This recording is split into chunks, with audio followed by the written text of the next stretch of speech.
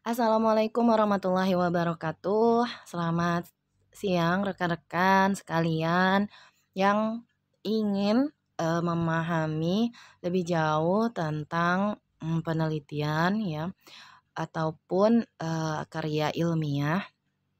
Nah, alhamdulillah pada kesempatan kali ini saya akan mencoba nih sharing-sharing seperti apa sih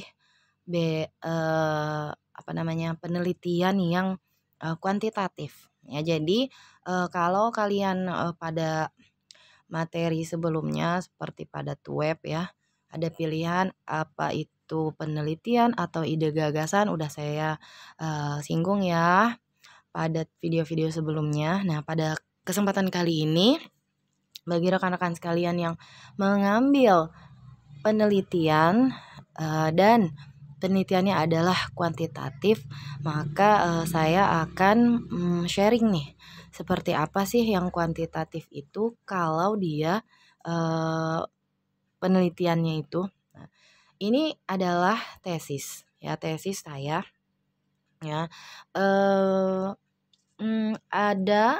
Ada yang disebut dengan variabel ya.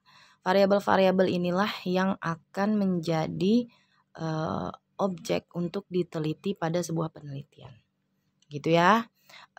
Baik, sebelum kita lanjut ke penjelasan berikutnya, nggak ada salahnya rekan-rekan sekalian bantu ya untuk subscribe channel saya. Jangan lupa nyalain notifikasinya dan juga di-sharing karena kalau kita sharing ilmu itu adalah amal jariah yang kalau kita udah nggak ada insya Allah itu tetap akan jadi amalan selama kita sharingnya itu memberikan manfaat untuk orang banyak gitu ya.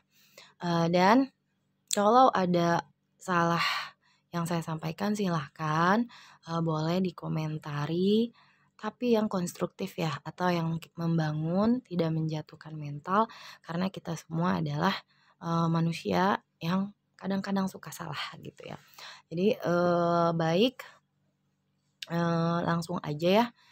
Bu, ini kan tesis kejauhan gitu ya.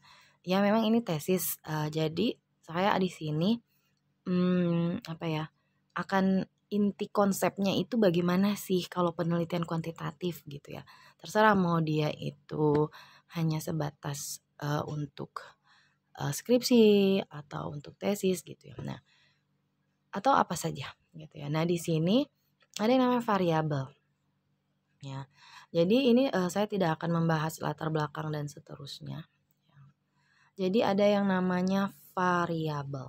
Oke. Ya. Nah, variabel itu ya banyak macamnya untuk suatu parameter gitu ya.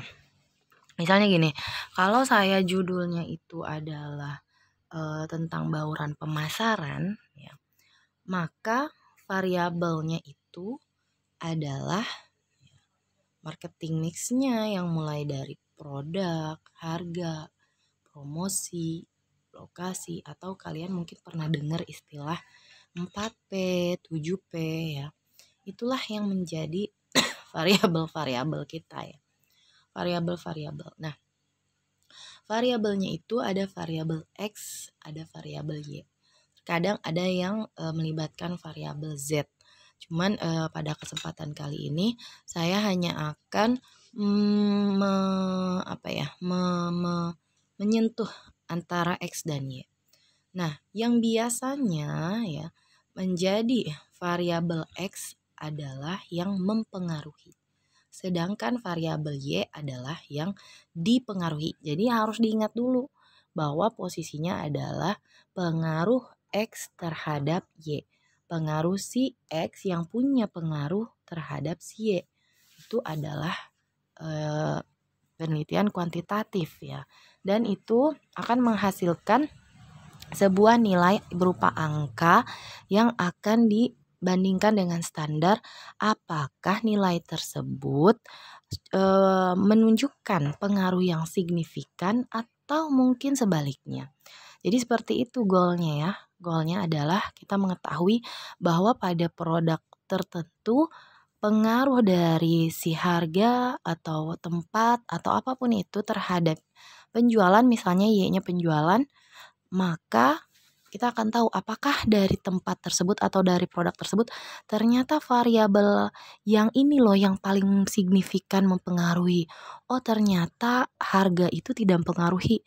Untuk milih yang Y yang ini, orang lebih memilih untuk mempertimbangkan variabel X yang misalnya lokasi. Nggak perlu orang mikir tentang harga untuk produk ini, yang penting lokasinya terjangkau. Ya misalnya orang mau beli laptop misalnya. Ya, untuk membeli laptop mungkin orang tidak terlalu berpikir harga, yang penting dia bisa megang laptop itu, nenteng, dia bawa pulang dengan alasan selamat, berarti plus lebih dipertimbangkan daripada harga. Nah, itu nanti kesimpulan itu kita dapatkan setelah kita mengolah data-data kuesioner, ya. Mengolah data-data kuesioner yang akan kita sebar kepada responden. Nah, ini kalau saya kan di sekolah ya, baik saya akan masuk ke perumusan masalahnya. Maka karena saya variabelnya itu ada beberapa ya, maka saya rumusan masalahnya pun lumayan banyak nih ya. Ada pengaruhnya terhadap pengaruh X terhadap Y ya. Kemudian X-nya itu kan saya ada X1 yaitu kualitas produk, X2 yaitu harga, X3 itu promosi, X4 lokasi. Jadi saya pakai 4X terhadap 1Y yaitu keputusan siswa milih sekolah. Nah, begitu ya. Nah, terus kemudian perumusan masalah yang terakhir bagaimananya pengaruhnya itu secara simultan. Nah, jadi kalau tadi pengaruh dari masing-masing variabel secara parsial itu masing-masing. Oh, ternyata variabel X yang satu pengaruhnya itu segini aja. Variabel Y X2 segini aja. Tapi kalau simultan keseluruhan yang ada antara X1, X2, X3, X4 terhadap Y. Gitu ya. Nah, kemudian nih kerangka pemikiran. Nah, ini adalah kerangkanya ya. Oke, bisa dilihat saja ya. Nah, inilah yang disebut dengan variabel. Ada ada variabel produk, ada variabel harga, promosi, lokasi. Nah, ini masing-masing variabel dalam penelitian nanti dibuatkan yang namanya dimensinya. Dimensinya itu dari mana? Dari para pakar ahli yang telah memberikan teori bahwa produk itu dimensinya ini loh. Nah, saya tuh mengambil pendapatnya Kotler dan Keller untuk produk ya. Bahwa menurut Kotler dan Keller dimensi itu produk itu dimensinya mulai dari kinerja, ciri-ciri keistimewaan tambahan, kesesuaian, dan seterusnya sampai kualitas yang dipersepsikan. Selanjutnya juga untuk harga itu juga ada menurut Kotler dan Keller, promosi juga, lokasi juga. Untuk lokasi saya ngambil dari Chip Jono tahun 2007. Nah, ini semua variabel ini dan dimensi ini akan saya olah semua dimensi ini menjadi sebuah kuesioner nantinya. Di dalam kuesioner itu ada pertanyaan dari masing-masing dimensi. Misalnya dimensi yang pertama itu adalah kinerja ya. Kinerja ini akan saya buat menjadi satu pertanyaan atau mungkin dua pertanyaan atau mungkin lebih ya. Tergantung pengolahannya ya. Nanti dari masing-masing pertanyaan itu jawabannya itu mulai dari sangat setuju sampai dengan sangat tidak setuju dengan rank angka 1 sampai 5. Dari angka-angka itu nanti diolah sedemikian rupa menggunakan data analisis sehingga menghasilkan sebuah angka yang akan dibandingkan. Nah, jadi rekan-rekan nanti kalian akan mendapatkan tuh data-data hasil olahan hasil olahan dari misalnya ya SPSS gitu ya. Nanti ini masing-masingnya ini adalah gambaran saja ya dari paradigmanya. Kemudian hipotesisnya ya bisa dilihat ya. Oke, hipotesisnya seperti ini. Mungkin rekan-rekan udah paham ya hipotesis. Saya hanya sekilas. Nah, ini adalah tabel operasional yang tadi saya jelaskan. Nah, rekan-rekan harus mengetahui setelah kalian mendapatkan dimensi dari masing-masing variabel Di sini kan dimensinya itu adalah kinerja ya. Bahasa Inggrisnya misalnya performance. Nah, kualitas produk itu tadi variabel. Dia punya dimensi performance, feature, dan selanjutnya ya, dan seterusnya. Nah, kemudian setelah rekan-rekan bikin dimensi, sebelum kalian membuat pertanyaan, kalian buat dulu indikatornya. Indikatornya misalnya kalau performance itu apa? Oh, ternyata kalau di sekolah itu kurikulum, materi pembelajaran gitu ya. Kalau fitur itu misalnya program unggul di sekolah itu. Nah, itu saya buat itu berdasarkan pemikiran saya. Ya, indikatornya itu berdasarkan pemikiran saya. Ya, seperti itu ya. Kemudian dari masing-masing indikator ini nanti kita olah menjadi sebuah pertanyaan. Ya sama ya untuk harga juga dimensinya misalnya ada keterjangkauan harga, kesesuaian harga dan kualitas itu masing-masing saya buat lagi indikatornya untuk nantinya masing-masing indikator itu menjadi pertanyaan. Artinya begini, kalau makin banyak variabelnya tentu pertanyaan yang dibuat untuk kuesioner juga akan semakin banyak. Untuk karya ilmiah yang ada di UT boleh hanya 2 variabel misalnya X1 terhadap Y.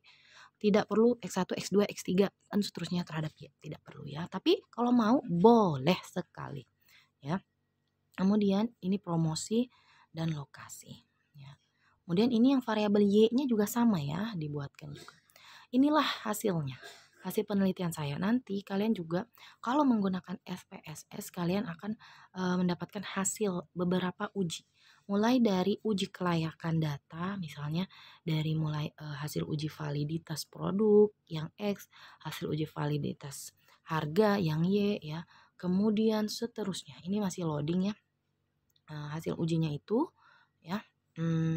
Nanti masing-masing dicari. Setelah hasil uji validitas, hasil uji reliabilitas ya, kemudian hasil uji dan seterusnya ini sebenarnya ada gambarnya ya. Nah, itu ya.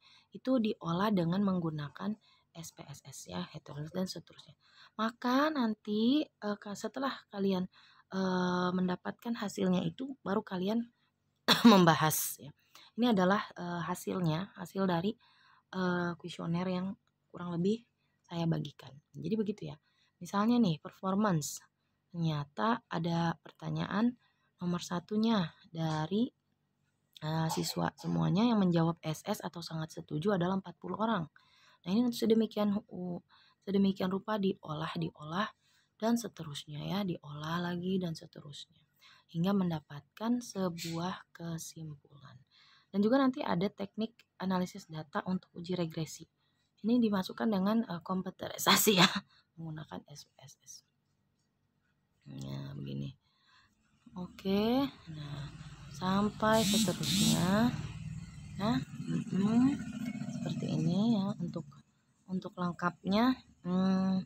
Silahkan yang mau PPT ini ya boleh kirimkan boleh email saya langsung ya. Nanti emailnya insya Allah saya buatkan di deskripsi ya. Rekan-rekan email aja. Ibu saya mau minta PPT penelitian kuantitatifnya misalnya gitu ya. Boleh ya, tapi ingat nah ini adalah hasil tesis saya ya. Jadi harap bijak ya. Oke begitu ya. Nah ini dari yang tadi telah dilakukan ya. Jadi ternyata saya mendapat sebuah kesimpulan nih. Seperti ini kesimpulannya berupa angka-angka. Ya. Berdasarkan hasil penelitian maka dari kesimpulan ini ya sebesar ini begitu ya. Lalu dinilai. Oke, itu adalah yang kuantitatif. Oke, dan ada sarannya. Seperti itu saya kira mudah-mudahan rekan-rekan sekalian itu bisa memahami ya apa itu penelitian kuantitatif khususnya yang pengaruh X terhadap Y. Oke, semangat terus dan jangan lupa ya untuk dukung channel saya ini. Semoga saya doakan semoga rekan-rekan semua sukses semuanya. Apapun pekerjaan kalian saat ini, apapun posisi kalian, saya doakan semuanya sukses dan saya juga meminta doa dari rekan-rekan supaya kita semua dalam kesehatan dan keberkahan. Terima kasih. Assalamualaikum warahmatullahi wabarakatuh.